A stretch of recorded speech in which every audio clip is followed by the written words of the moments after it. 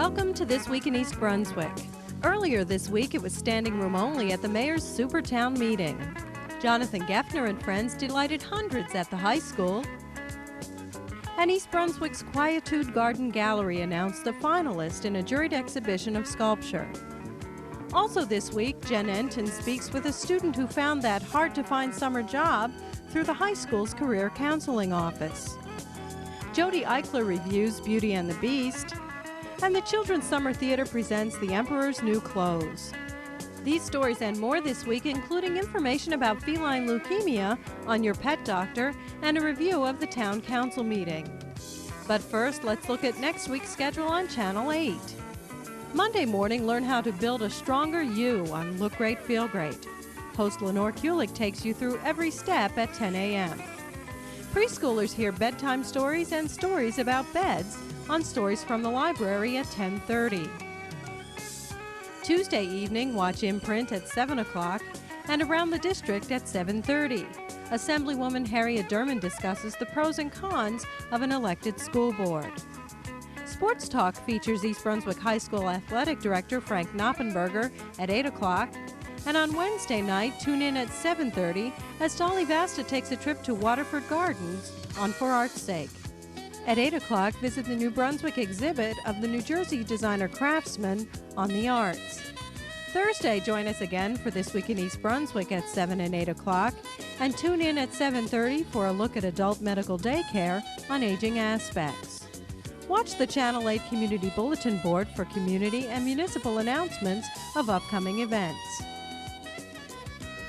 Thunder, lightning, and heavy rains didn't dampen the wonderful Wednesday festivities, which were moved indoors to the East Brunswick High School auditorium.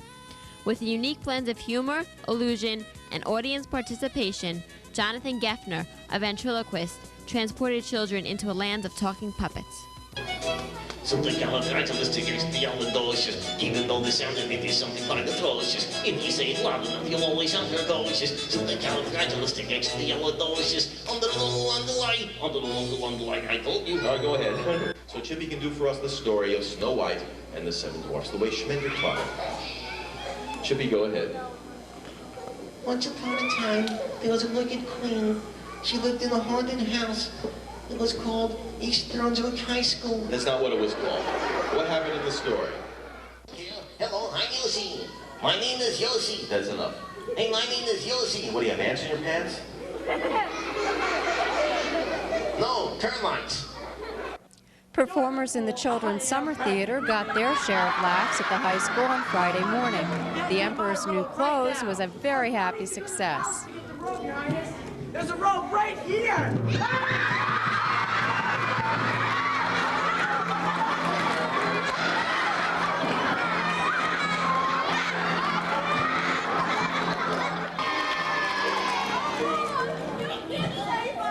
And because of this, I want you to be my new Prime Minister. I will be after I return. For my honeymoon.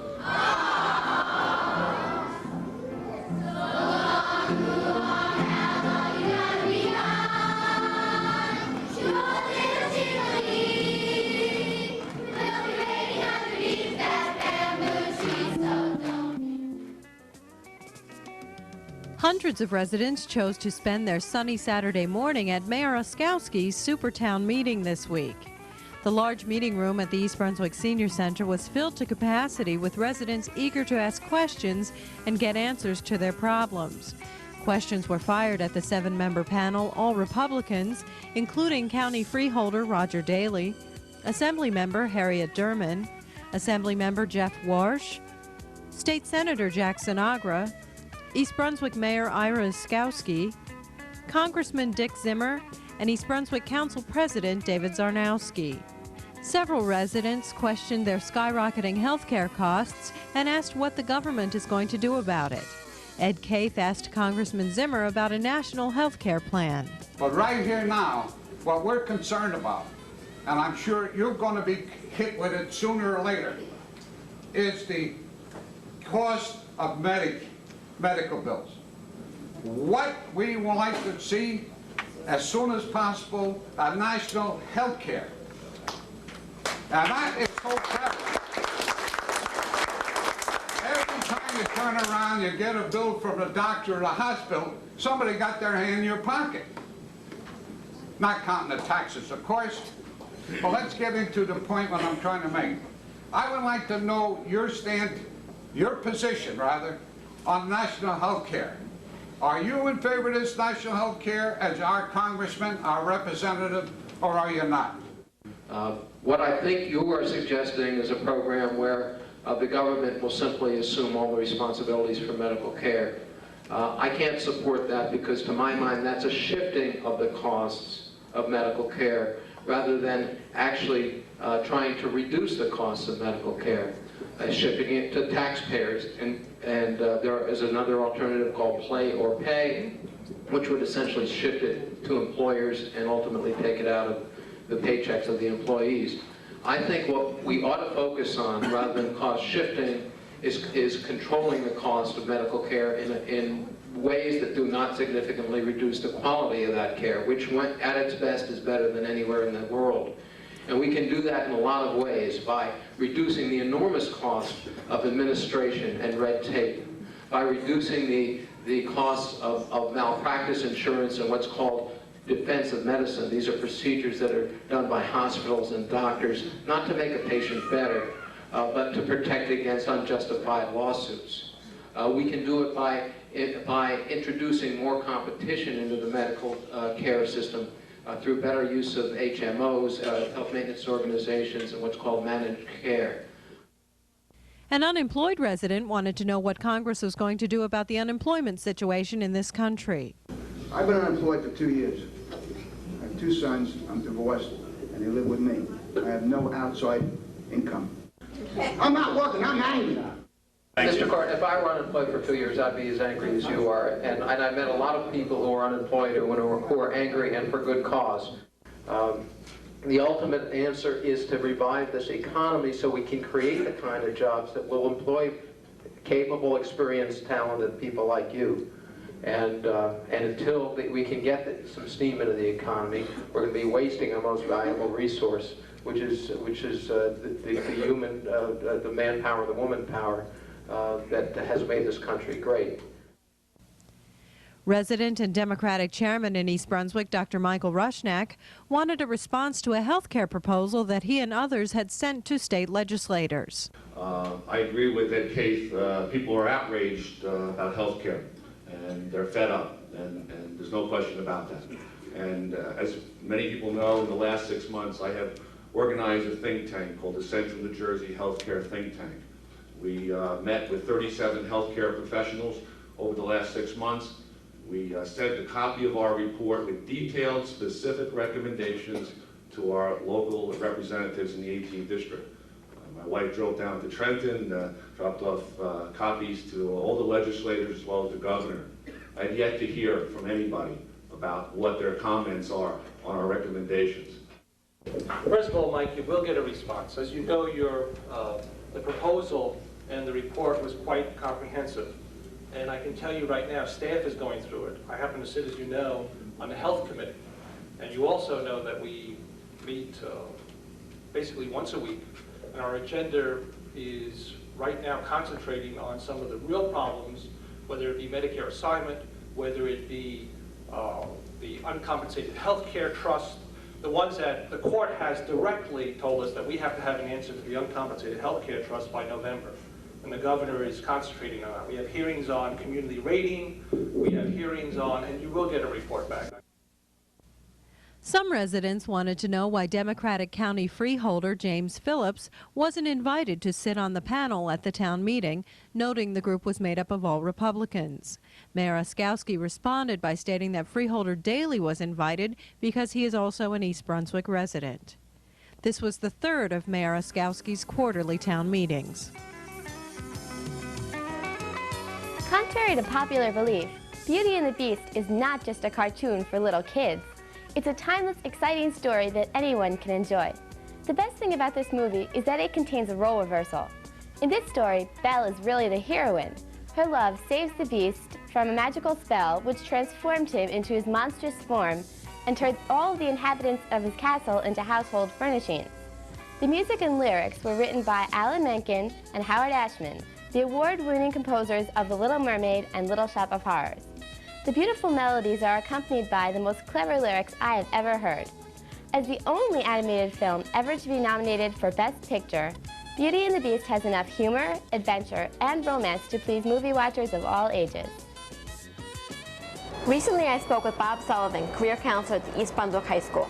Today, I'm here with Marikar Cobb, who used the services of Bob Sullivan to help find a summer job. Marikar, what is your summer job? Well, I have two part-time jobs. One is I go to people's houses, usually for birthday parties, and we entertain them. Little kids, usually around 7, 8 years old, and we do birthday parties. My boss and I go to their houses, and she's a manicurist, and she does the nails, and I do the hair and the makeup. And my other job is I work at a concession stand at Jack LaLanne. When you began your job search, where'd you go? Did you come right to the Career Center, or? Yeah, I came to the Career Center first, and I was asking, like, through people, word of mouth, but I got the job from the Career Center. What were you looking for in a job? Were you looking to work with kids? Were you looking to work nights? Were you looking to work just weekends? I just wanted a job, but basically I wanted to work with children because it was fun, and I just wanted the job at Jack LaLanne because I think that it's fun serving yogurt. So. Did you find the services at the Career Center helpful in finding a job? Yes, very. They have bulletin board, and they always keep it updated, and I would come here every day for like 2 weeks. It took me 2 weeks to find the jobs because you have to check every day because they change it constantly. When did you begin looking for your summer job? Around spring break, because I started getting worried because the summer was coming and I wanted to find a job before everyone would start looking for one. Is your job just for the summer, or is it all year round? No, I think I want to keep it all year round. What advice can you offer to other students seeking summer employment? Well, definitely check the Career Center because they have really good sources. You can always find something, whether it's babysitting, mowing lawns, you know, doing anything. You definitely check the Career Center, ask around, look at newspapers, stuff like that.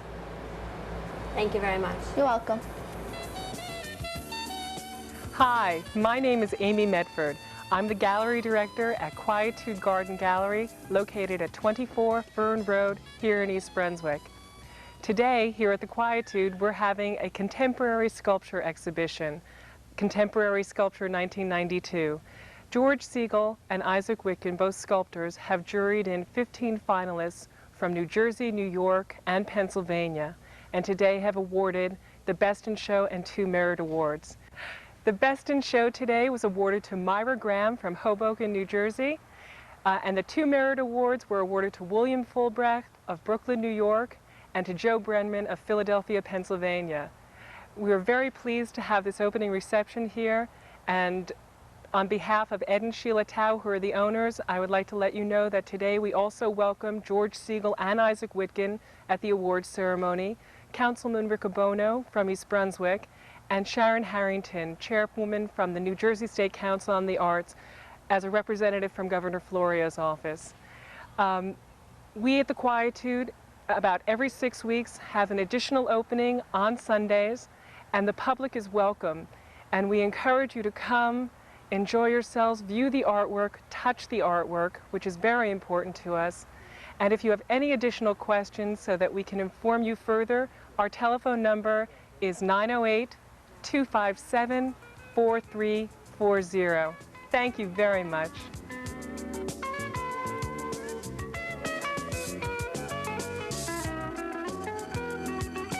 Hi, welcome back once again to your Pet Doctor. I'm Dolly Vasta, and my co-host is... I'm Dr. Brian Johnson from the Cranberry Veterinary Hospital in East Brunswick. And today we're going to be talking about feline leukemia. And Brian, a lot of people must think that they're feline leukemia and leukemia are one and the same. Let's clarify that to begin with. Okay, although it has a similar mode of action, they are two distinctly and separate diseases. That's why we normally refer to it as feline leukemia, which is a transmissible disease, as opposed to leukemia in humans, which is not. Well, you know, some time ago, as I was talking to you earlier, we had a cat named Charlie, and was diagnosed, and this was quite a few years ago, as having feline leukemia, and we had to have him put to sleep because they had told us that once he got out, if he, played around with another cat, he could transmit it. About a year later, the vaccine came out for it. There's a great deal of truth to that. The main means of transmission for leukemia in cats is via the saliva. If animals simply eat out of the same bowl, they can transmit the disease. If a leukemia-positive cat bites another cat, the virus is injected into the skin. It's just like giving him an inoculation. And cats will frequently play or eat. So if you have one outside cat with leukemia, it will eventually spread to the entire group. Now, are there times of the year, seasons of the year when leukemia is more prevalent than others, like the Lyme disease? No, this is something which is present year-round, and it can be easily prevented with a couple of things. Number one, don't let your pussycats out. And number two, there's a fairly simple test. If it's negative, then you can have your cat vaccinated, and this offers good protection. What about if your cat is positive? If the cat is positive, there is no means of curing that. He'll live for between 6 months and 3 years, usually. During that time, he can be kept as a pet. It is not infectious to humans. It will not cause a problem. But you have to limit it and have no other cats in the household because it will transmit to them. What about to a dog? Would it transmit to any other animal? No, you said before Nope. it was only... Only the pussycat. Only the cat. So Yeah. only a cat can carry feline leukemia. Feline leukemia, that's correct. When should they get this shot? They should be tested when they're 12 weeks of age, or pretty much whenever you get a new kitten. If the test is negative, we start them immediately. There's 2 injections, 3 weeks apart, and this offers very good protection.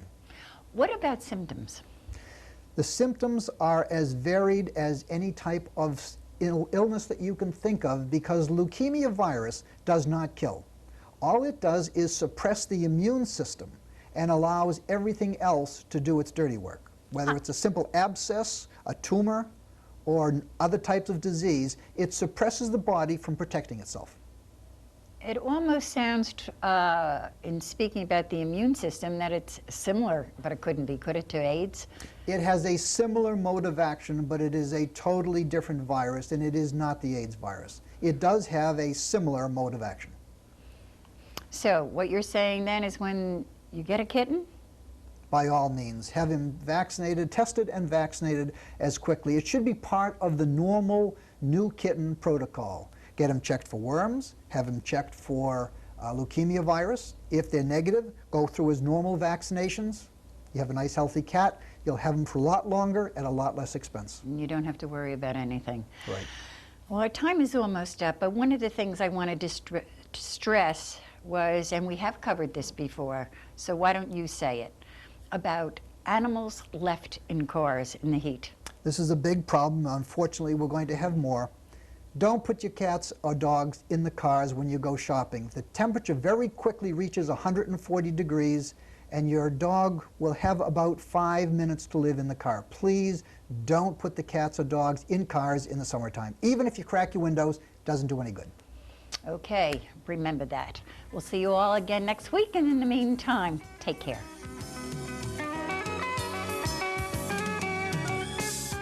Hi, welcome to Blooming Acres on this beautiful summer day. It's a time of year when different perennials continue to bloom, and right now one of the most spectacular are the lilies. Now these lilies look very similar to the Easter lily many people are familiar with.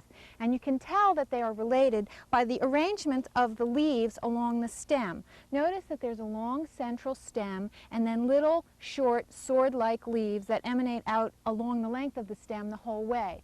Now this is not the same as daylilies that many people think of as lilies. Many people call them tiger lilies.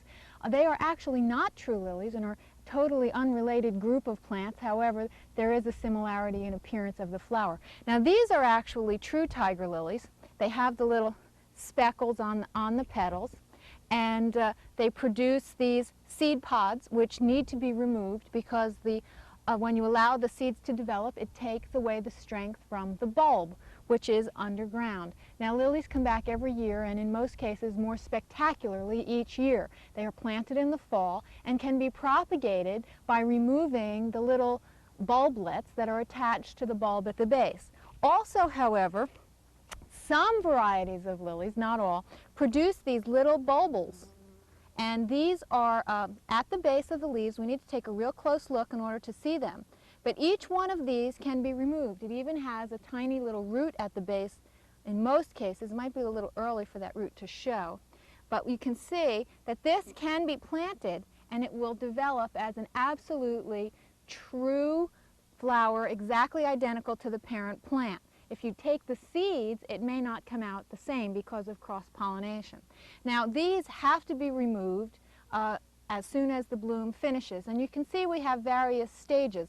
This one is orange and has got one more bud showing up here.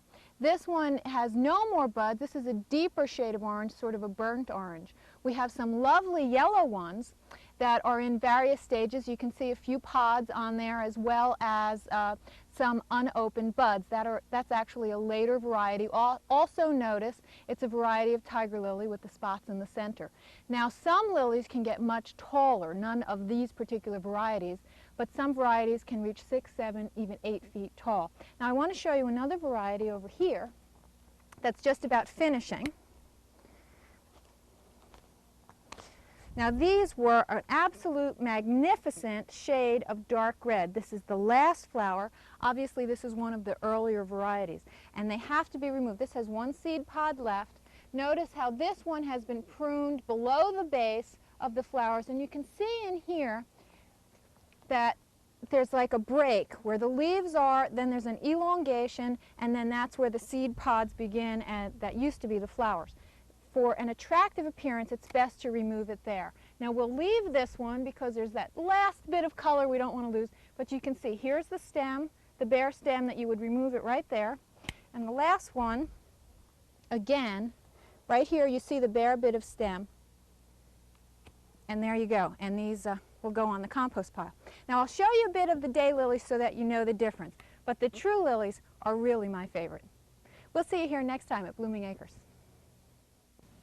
At Monday night's Township Council meeting, the Council and Mayor presented 2 proclamations. The first recognized the school-age child care program, and the second recognized a grant received by Bound Monroe School. Director of Public Works, Mike Opaleski, brought information to the Council concerning water testing in the Township. Several residents had registered complaints about a company, Glenmark Water Systems, that had been doing free residential water testing and found what they had said were high lead levels in the water.